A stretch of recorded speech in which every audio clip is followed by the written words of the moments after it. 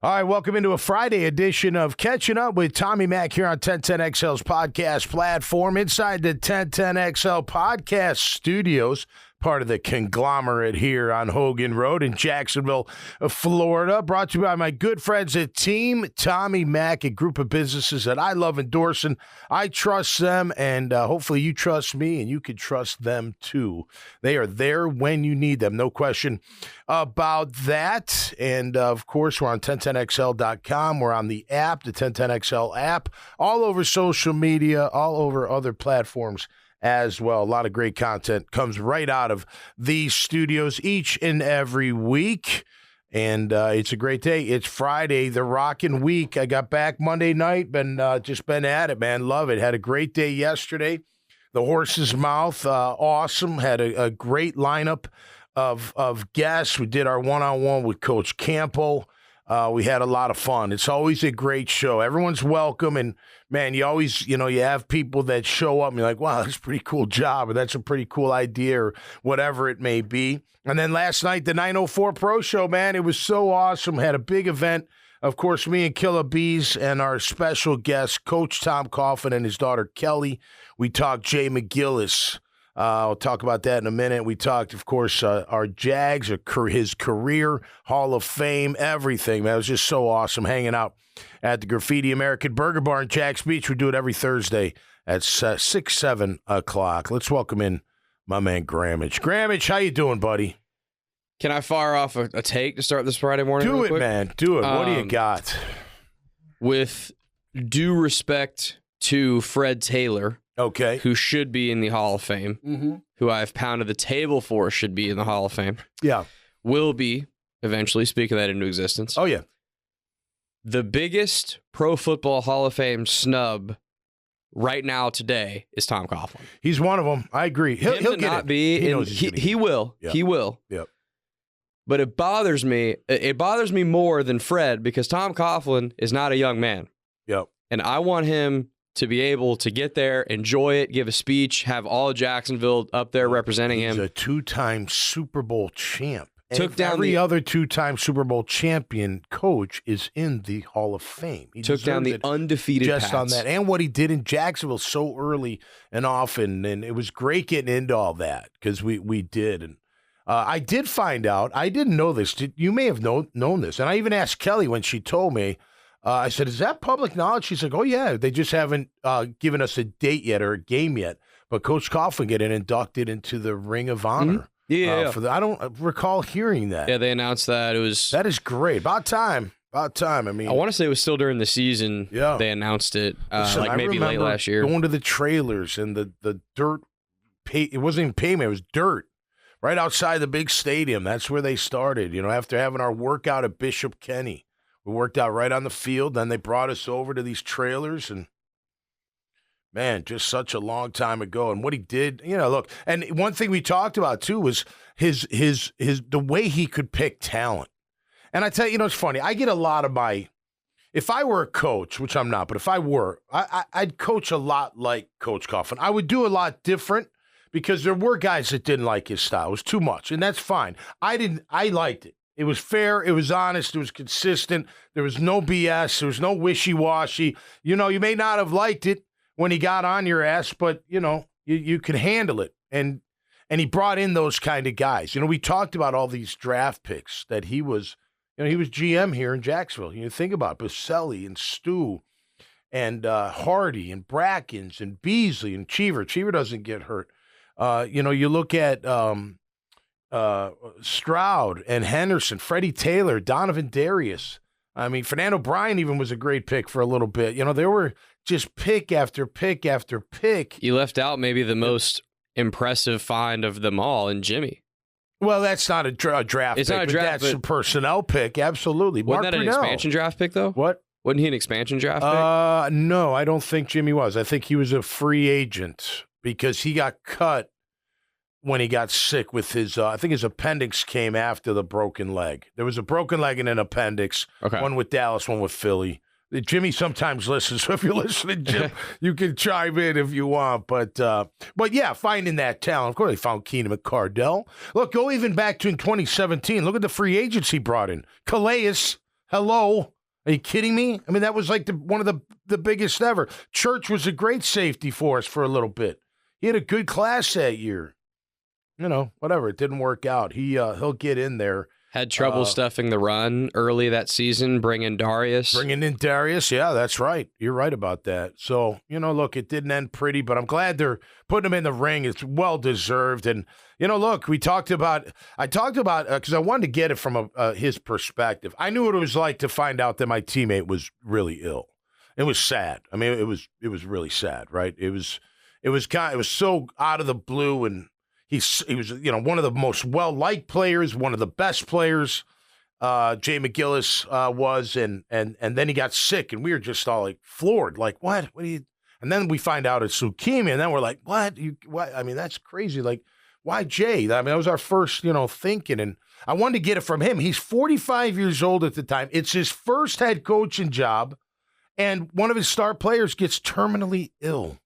Like, that's heavy, man.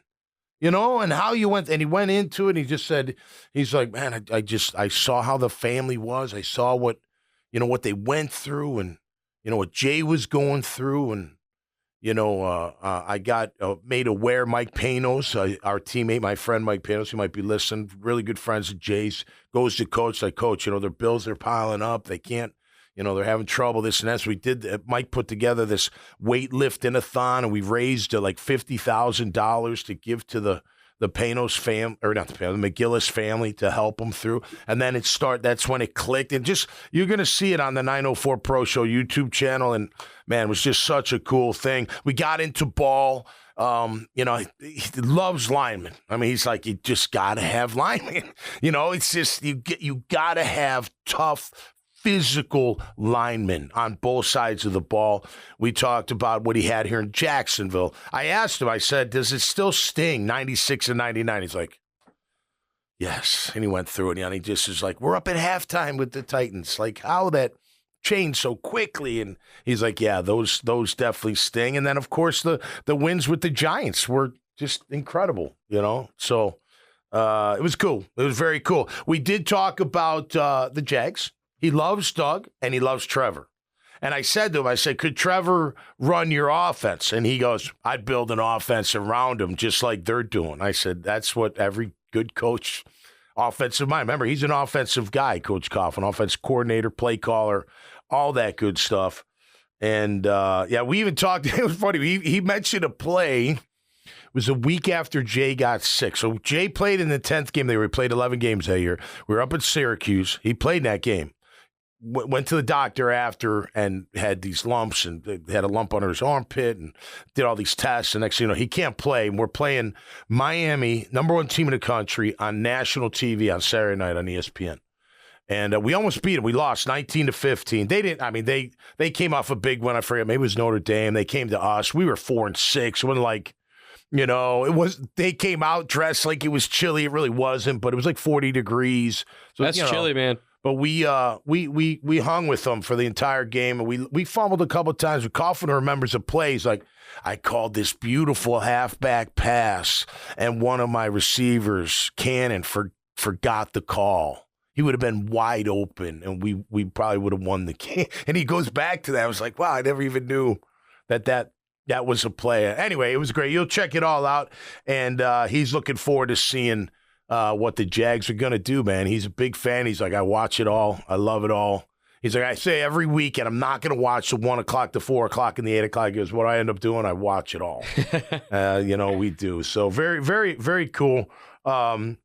He still consults in the NFL. He's helping out the Raiders right now. So Antonio Pierce, who was a player for him, the Giants reached out to him and said, hey, could you help me do Antonio Pierce loves Tom Coughlin. Oh, yeah, absolutely. Have you seen Antonio Pierce's interview on The Pivot with Fred? I don't think I have. With Freddie and I haven't. And RC and all. No, I know that. I know The Pivot, of course. So I watched that episode. I watched most of those episodes, and you know, because Antonio Pierce, knowing obviously Fred played for Coughlin, I'm telling you, they were talking about, you know, who have been your biggest role models, who have you looked up to the most, and like, I think he said like his high school coach and like his dad and a couple other people, and then like the next person was Tom Coughlin. Yeah, he's like, man, ever since I played for that guy, like. Yeah, he was like, there's not many people I look to for more guidance than Tom. Because he said what you just said. He's like, that guy is tough as hell on you, accountability, straight, fair, like it's just about ball and results. Yeah. And he's like, he could not stop singing his praises that entire interview. So it doesn't shock me that he's doing that. No, absolutely. And I even said last night, I said, Coach, one thing people don't know about you, though, you would, give adulation privately. Like you would come up and say, great job yesterday, or that was a great practice. Let's have another one, or that was a great game, instead of the rah-rah in front of the team. You gave out game balls and you did all that. But that to me was like, when I got those, yell at me all you want, Well, it's kind of like how all you want. It's kind of like how someone who is like nice all the time and gives compliments all the time is one thing.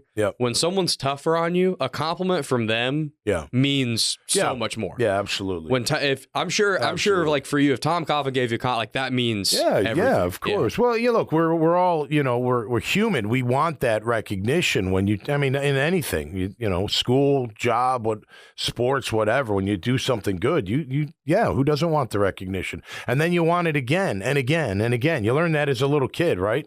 Your parents give you stuff and you get good grades. They spank you when you don't. You kind of figure it out after a while. But, he look, man, he's not for everybody, but he is for me, and I'll take that all day long. And, look, if I were a coach, I'd take a lot from him, and then I'd do a lot different, because I knew guys that could. You gotta make everyone. You gotta bring everyone together. You don't want anyone that's like so anti that you just can't stand you, that kind of stuff. You don't want any of that. But they all respected him, and they all loved the fact that he cared about winning. And obviously he did plenty of that. All right, we've got more to get into. I was looking into the kickoff.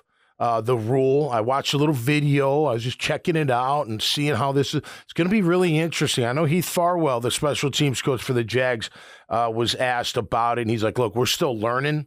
It's going to take some time. We got to see it live, right? You got to see how it's going to work out. There's a couple rules like the landing zone and where the ball's going to be spotted. If it's kicked out of the end zone, if it hits in the landing zone, it rolls in. There's all these little things. Not all, like four or five. It's going to be interesting how, you're 5 yards apart and they have to have 9 at least. So you're going to have 10. So you have a kicker. I was reading this thing, Justin, the kicker up in Tucker up in Baltimore. So he made a joke. He put on like 3.9 pounds of muscle this offseason because he was doing research, and he said 25% of the XFL kickoffs, the tackles were made by the kickers. Well, that was 25%. That got back to what Farwell was asked about, and I guess a couple teams have actually sort of looked into this, potentially having a safety or something if they have any leg, be the kickoff kicker, because you need that extra person that's able to make a tackle, and if they can, because they don't have to be accurate, very accurate. Right. As long as they can get it down the field. Yeah. He said Andre Cisco was volunteering himself. Yeah. So. Yeah, I mean, it's a good point. I mean, you don't want your kicker to get hurt because you don't care about kickoffs. Half the time you replace him. He's just your field goal and extra point kicker. So that would be it. Look, Doug Flutie did the drop kick, back in the day for the Patriots and made a extra point. I'm sure there's a guy athletic enough good enough to do that. Do you think it's so funny because the NFL is football is so full circle. Yeah. Everything's cyclical, right? Yeah. Remember back in the day, you'd have so many quarterbacks that would punt. Yeah, right. And QBs that remember George Blando would punt and kick. Yeah. And Steve Spurrier kicked field goals for the Gators, stuff like that. What if that comes back? Yeah. Wouldn't that be cool? It would be cool. I think the thing though with that kick, you got to get it in that landing zone, or you're penalized pretty good. That's the tough spot. I mean, especially if you're before it goes right to the 40. Blown dead and they get the ball in the 40. Nobody wants to do that. What's interesting that kind of made me think about that with if someone like Cisco or someone was kicking it. Yeah. Because they're going to be a lot more likely than a normal kicker to just shank it and get no real air time. Yeah. And it wouldn't rainbow like a normal it is. But I'm like, with the guys being so close together, hang time is not really that big a deal, I guess. You don't really need. because traditionally you need some hang time so your guys can get down. Right, not anymore, no. Your guys are already there, No, so it's not there. like a huge deal if it's a kind of a duck as long as it gets there. But if you're kicking it out of bounds, like that'd be a problem in the landing zone like you're talking about. Yep. So, and the 5 yards can really be, I read where it could be, because they have from the 30 to the 35 to assemble the 9. The kickoff has to be at the 40. So they can be up on the line at 35, or they can be mingling in between the 30 and the 35. So that'll be interesting, how they defend that. I saw a reverse stunt. It was a couple years ago. That was pretty interesting. Went for a touchdown. I saw it too. Yeah, I was just seeing like how they score. It was kind of, I mean, look, they are encouraging, they don't want so many touchbacks, I guess. They don't, they want returns. They just want safer returns. Well, it got to a point where it was gonna pivot one of two ways. It was gonna be they were gonna get creative like this, right, and figure out a different way to do kickoffs, or just we're just gonna start this one because it's just dumb. Right. Other than the fact that it aesthetically looks kind of cool in like the Super Bowl to do a kickoff. Yeah. Besides, what are we doing it for? Well, because the return's one of the most electrifying plays. Oh, it used to be awesome. Right, but I think it still can be. At least it looked like it was on watching those videos. I mean, the crowd was going nuts. You know what I mean? So it's still, I'm glad they're not taking it out. I know a lot of people are like, oh, you got to take it. I'm glad they're not. I like the creative. I'm eager to see how it works out. But it's still that opportunity to score on one play, right? Which everybody, that big, whether it's a bomb, punt return, kickoff return, it doesn't matter. Everyone loves that one play score. People's perspective on special teams kind of varies a lot. Like, a lot of people think that special teams should be as minimal a part of the game as possible. Yeah. I disagree. I like when special teams plays throw wrenches into a game. Football's entertainment. It's supposed to be. I like when one team might be a touchdown underdog, but they get a punt return for a touchdown and the game changes. Like, I think that's cool. Yeah, and it's the change of field is big in football, and the punt game especially helps with that. It affects that. So and punt's a fun one. I mean, even on the punt coverage team, it's fun. I bet you had a blast. Yeah, once you learn the technique, it was because I never did a lot of special teams at Boston College. I once I starting, I should have. I wish I would have, because it would have made the transition to the NFL a little bit easier. But just, look, all they have to do is grab you. And anybody your same size or bigger or whatever is going to be able to hold you. They're not going to call holding. It's like an offensive lineman with his hands inside. It's the same thing. So you really got to be good with getting the hands off, dip it, and then getting up the field like once you're allowed to leave. Sometimes you could beat them with a little movement, sliding out, not letting them grab you. A lot of people, sometimes you can try to stun them, like headbutt them and then whap them, like get their body off you kind of deal. Did you ever do the whole like slap in the face?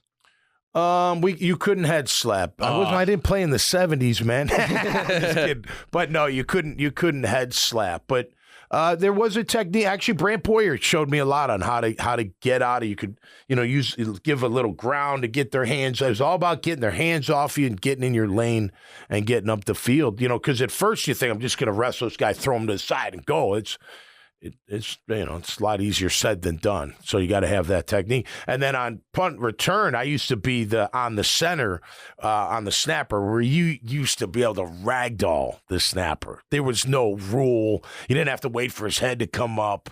Poor guy. I mean, just killing him. Yeah, that's probably a good rule, Dave. No, it wasn't even fair. I mean, it wasn't even fair. And I don't remember a snapper that was like this real big, type guy. He was more like a smaller, guy that was there. So you could ragdoll him all day long. Is that the most thankless job in football? Long snapping? It's really important, though, man. No, Short snap, that's long what I mean. Snap, yeah. It's insanely important. Yeah. If you have perfect snaps the entire year, nobody will notice. Yep. If you mess up one time, everybody's going to be pissed Those at are you. I often mention the grunt positions. That's one of them. Like, you got to have a good long snap. You got to have a gunner.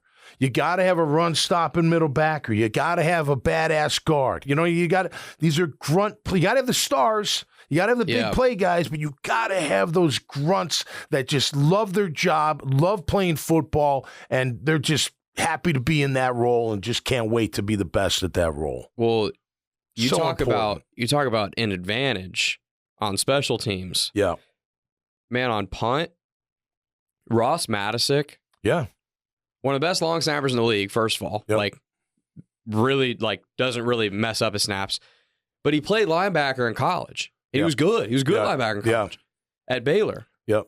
Man, remember when he forced the fumble in the time? Yep. That was a huge play in that Big game. play. He recovered it too, didn't he? Yes. Yeah. He just stripped it right out of the returner's hands. And that was obviously the highlight of his year, but he made a ton of tackles in general. He got off blocks, hit people. Like that's an extra guy that the returner's got to worry about. He's excellent at getting the ball off and getting up the field. He's fast. I mean, he's an really athletic fast. dude. He's not big some guy. slappy that just knows how to snap the ball. Big guy, but he's big enough and he's fast. He's big enough, sturdy enough. He's the best in the league. And he's athletic too. Yeah. Like he can like hold an angle and actually get in on play. Like that's a gigantic advantage on plays like that. Yeah, no question. No question. I'm glad he's on our team. Looks like the Celts take game one. I did watch a lot of that game. I didn't watch the fourth quarter, but they beat them up 107-89. We'll see. It's a long series. Mavs will come back. I tell you that is it Doncic? How do you say his name? Doncic. When he's on, I know. It's like butter, man. There's a lot of good basketball play, both sides. I mean, Tatum's it'll be fun. Nikola Jokic probably still the best player in the world. Yeah, that guy. Doncic is probably second. Yeah. And then who was it? Porzingis comes off the bench. Hadn't played for a long time, right? He hadn't played since the first round. He was big. He could not miss, man. That's when I'll watch. I don't remember. And he used to play for the Mavericks. Yeah. Really? He and Luka were teammates. I remember that. Wow. Hey, and man, Kyrie used to play for the Celtics. Yeah, no, I knew that. Crossover. Yeah. Man, that guy's quick. Kyrie? I don't really watch bad. I was watching him I was like, whoa, he is phenomenally He's quick. probably the best small guard finisher in the history of the NBA. He can, man. It's him or Allen Iverson. It's like the two of them. It's hard to guard him. Oh, yeah. When he's on, he can handle the ball. I know the one went off his foot, but he did not play well last night. But when he's on, dude, especially if he's making shots and you have to come up and he can blow it by you.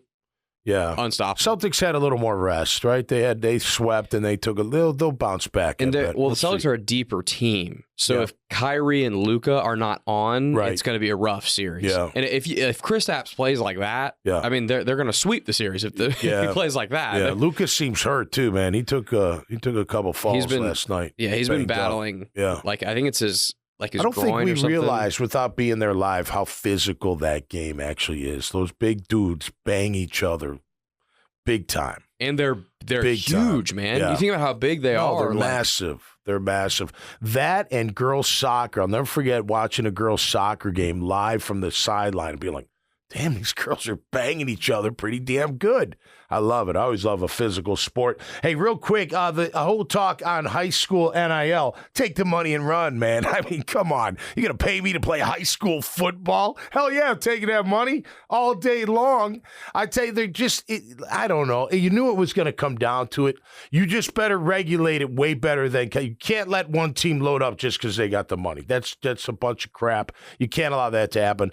Maybe you don't let them cross district lines. Maybe there's no recruiting from the private schools. I don't know what it is, but if you're just going to throw money at the best athletes to build your team so you beat everybody up, I don't think they should allow that to happen. But look, I'm selfish and biased because I'm a former athlete myself, and yeah, I would love for the local mobile gas station to throw some NIL money at a young Tom McManus, right? Who wouldn't?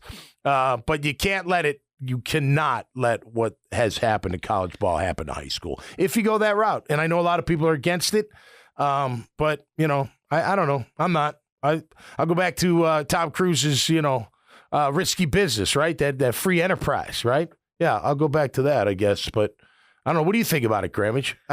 Now, can I say it with a caveat? It's got to be regulated, like I'm talking about. You can't.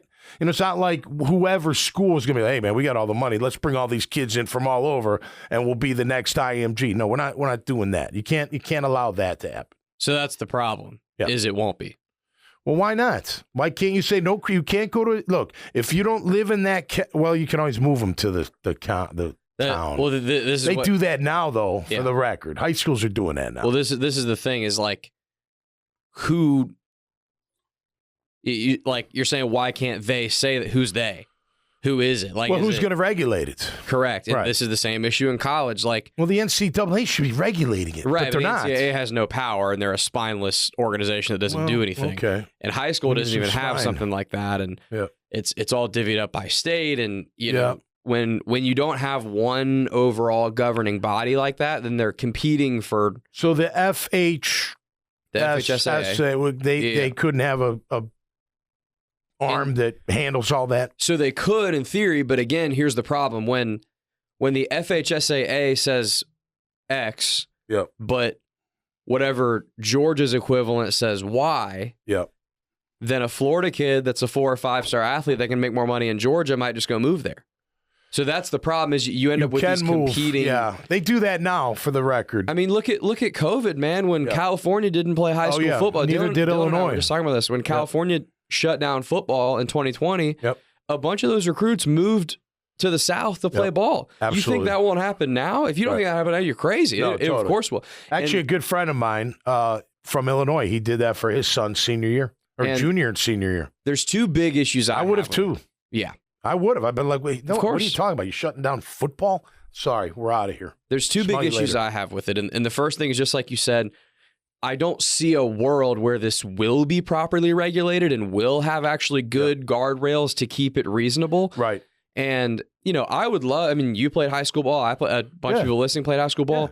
We all know it's cash. You spend enough time where it's a part-time to full-time job. I have no issue with a 17-year-old kid making a couple bucks, whatever. Right. We know that's not how it's going to work. It's going to be 4 and 5 stars making 6 figures. Right. When their coach is crazy. When their coach is basically making a teacher's salary, it's insane.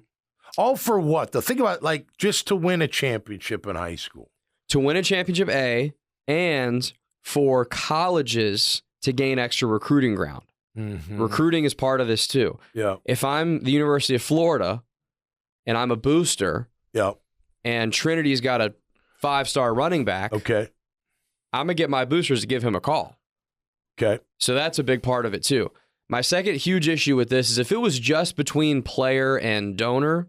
Well, wait a minute. Go back to your first point. They already have it in college. What are you saying? Like, so a high school Florida booster calls the high school booster and says, hey, here's some money to give to the kid. So historically, so I say historically, it's like a 3-year history that NIL has been in college.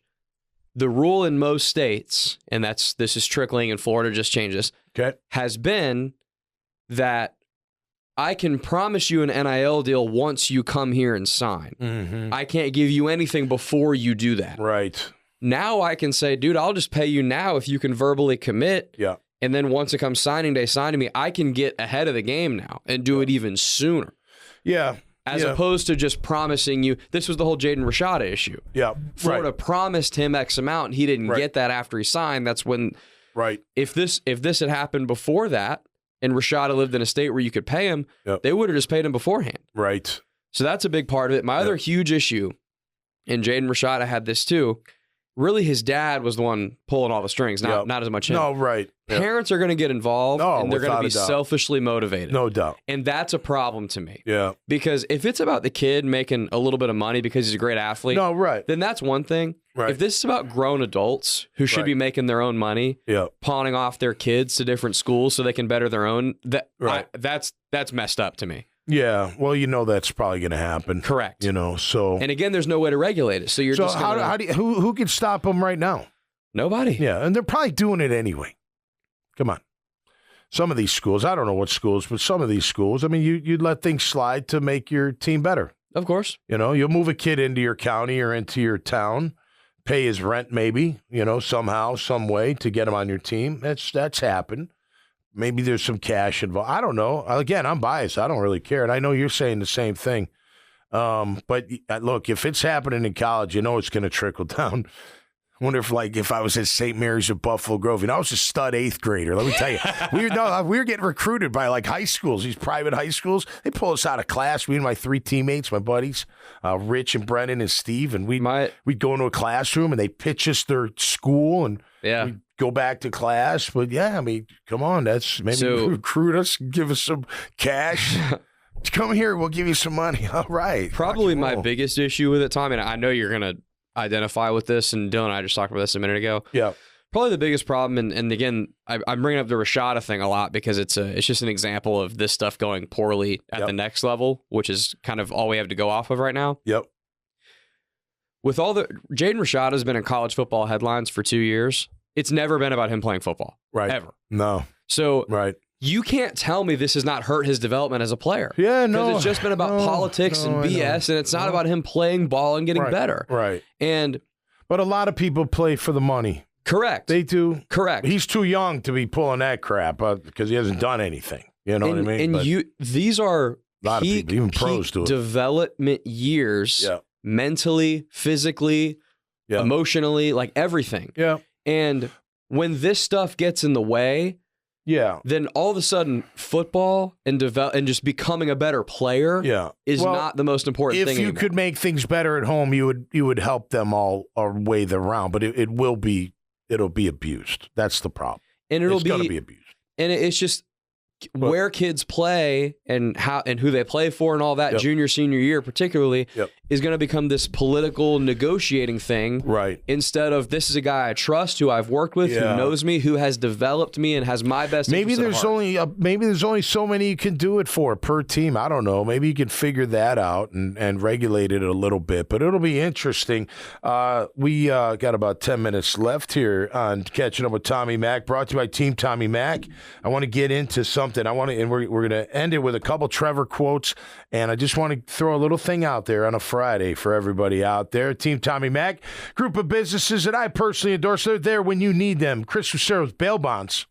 Get thrown in jail. He gets you out. Simple as that. Graffiti American Burger Bar. Great spot. Get the McManus Burger. Absolutely fantastic. J-Dog Junk Removal and Hauling. Hey, all you contractors, home builders, make sure you give them a look. They're looking for business, growing that hauling business.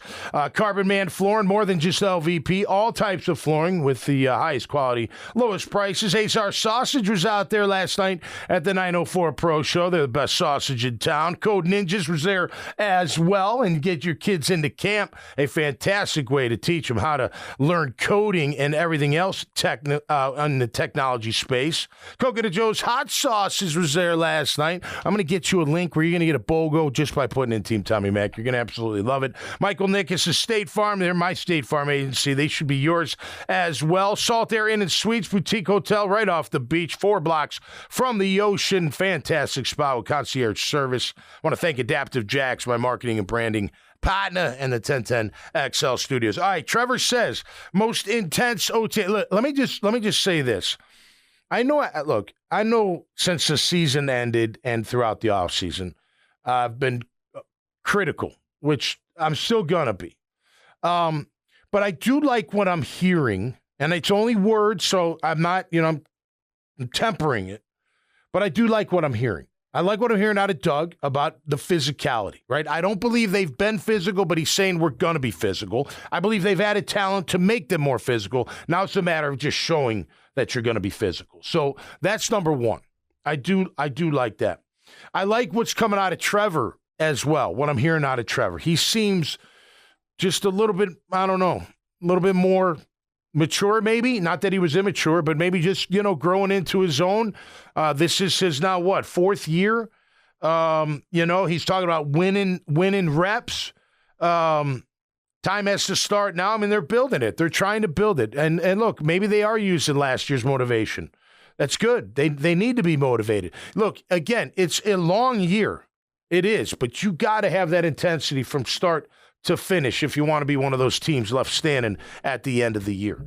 They've done it on paper, right? They have. They've gotten better on paper. Now it's a matter of putting it all together. All right, before we wrap up, I want to ask you a question, Grammage, and this goes to everybody out there as well. Tua down in Miami wants a big deal, as we all know, getting ready for a contract extension. You want to ask me about his hair? No, the battle of the hair, right? Yeah, Him and Trevor. Trevor does as well. So here's a question.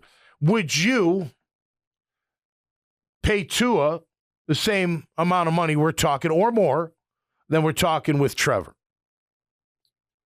Yes. You would? If you're the Miami Dolphins or in general, like as just a football fan, you'd be like, yeah, I'd pay him too. It's his time. I'd pay him. It's his time. Like in general, are there?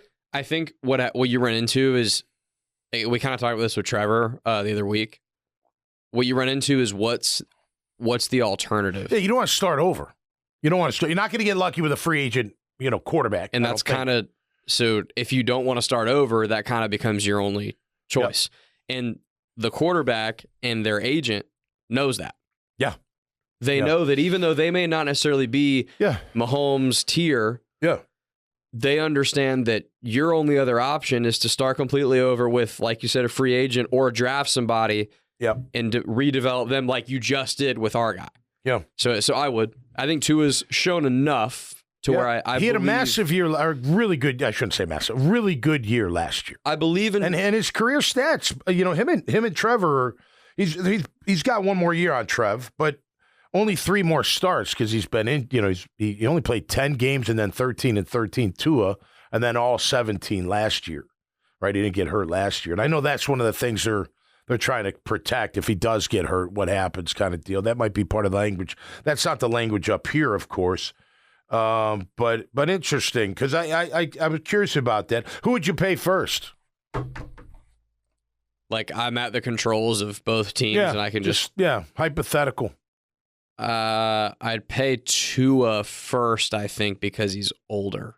Okay, one more year. Just been in the league a year longer. Yeah, the way the contract is set up and because that means that he's going to be in his 5th year, right? This is his 5th year, correct? Because that's a decent price tag when you hit that 5th year with the rookie deal. I'd rather just pay him and be done with it. Yep. With Trevor, I have one more. If I wanted to, I'd have one more year of getting him for really cheap. Okay. For only a couple million. Yeah, right. But that's the only reason, not because of ability. Ability wise, I'd rather pay Trevor. Yeah, no, I think agree. His ceiling's higher. I think I like Trevor better as a QB. I'm probably biased there, but just the way the age and contracts work, Tua makes more sense right now. I wasn't a huge fan of Tua coming out of Bama. I wasn't. But last year he had a great year last year. Can he put it together another great year? We'll see. They're both going to get paid, which is great. They're not far off from each other. Tua's got him by a little bit. Now, granted, it's only 3 more games, but he does have him by another year, which means something in the NFL. But just interesting. You want to hear the stat comparison before we leave? Yeah. Does it matter? It doesn't really matter. Let's go career. Tua 66.9 completion, 7.7 yards per attempt, 81 touchdowns, 37 picks, 90 sacks with a rating of 97.1. I don't have my readers. That's why I'm squinting. Career for Trevor, 62.8 completion percentage, 6.7 YPA, 58 touchdowns, 39 picks, 94 sacks, 85 rating. Last year, Tua 69.3%, 8.3 yards per attempt, 29 touchdowns, 14 picks, 29 sacks, 101.1 rating. And Trevor at 65.6, 7.1, 21 touchdowns, 14 picks, 35 sacks, 88.5 ranking. I mean, look, you got to factor in Tyreek Hill into that, those stats if you're Tua, no doubt about it. But just interesting. Look, they're 2 young QBs that are looking to make their mark, looking to leave a big legacy behind.